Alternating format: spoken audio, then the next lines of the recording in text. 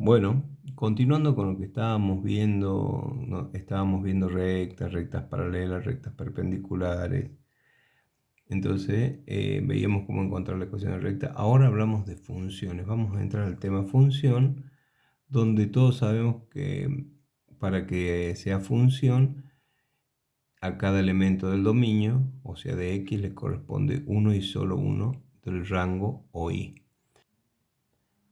Bueno, recordando función, vamos a tener en cuenta que cuando decimos y es lo mismo que decir f de x. Y es función de x, que acá lo vemos reflejado. Y decimos, la función lineal responde a la forma esta, y igual a mx más b, que la veníamos viendo, con m, que es la pendiente, mayor que 0, distinto a 0, y b, que es la ordenada del origen, que puede ser cualquier número real. Reitero, i igual a mx más b con m distinto de 0.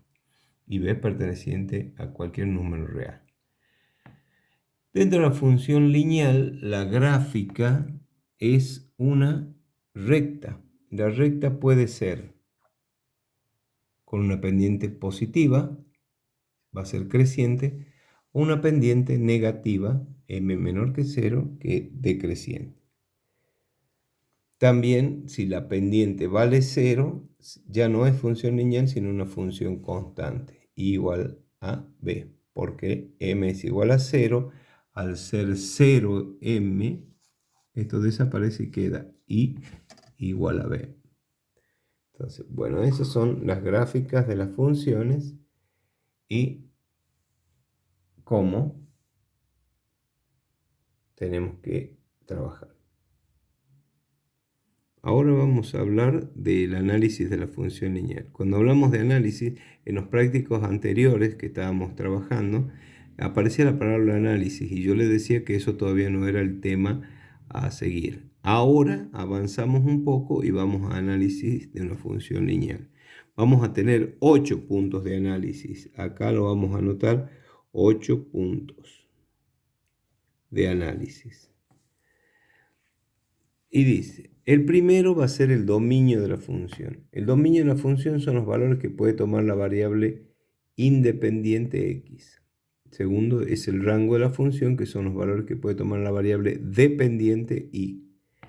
Tenemos el 0, que es cuando corta al eje de las x, que acá dice cuando intersecta al eje de las x, intersecta el eje. Y se lo calcula haciendo y igual a 0.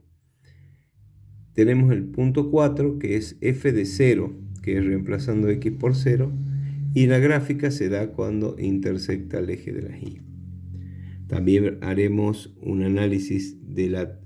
Vamos a construir una tabla, nos harán falta 2 puntos solamente para trabajar con la tabla. Haremos un gráfico acorde a la tabla, veremos mayor o menor valor, que lo veremos más adelante en un ejemplo. Este tipo de funciones lineales no tienen mayor ni menor valor. Y por último, el crecimiento. Cuando, como lo habíamos visto anteriormente, si m es positivo, crece, y si m es negativo, decrece. Bueno, hablamos de análisis de función lineal. Vamos a dar un ejemplo con lo que veníamos hablando anteriormente para poder analizar. ¿Qué es esto del análisis? Son 8 puntos. Recuerden que son 8 puntos de análisis. Vemos un ejemplo que dice y igual a menos 2x más 3. O sea, f de x es lo mismo que y. Esto es m, vale menos 2, y esto es b, que vale 3. De la pendiente y la ordenada al origen. Empezamos con el primero.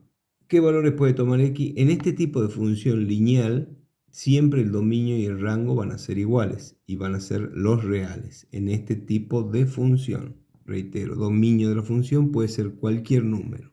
O sea que x puede tomar cualquier número real que conocemos. Y el rango es exactamente lo mismo, son los valores de y, puede ser cualquier número real. Los valores de y pueden ser cualquier número real. Entonces, cuando hagamos dominio serán todos los reales, el rango serán todos los reales. Vamos al tercer punto, el 0. ¿Qué es el 0? Es cuando la gráfica corta el eje de las y. en la distancia que es desde el 0 hasta donde la gráfica corta al eje de las y.